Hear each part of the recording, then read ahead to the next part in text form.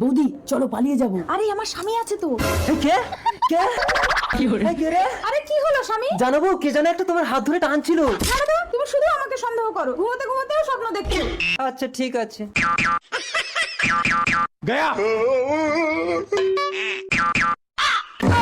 হ্যাঁ মন্দা, দাঁড়াও দাঁড়াও দাঁড়াও, আমার স্বামী আসছে।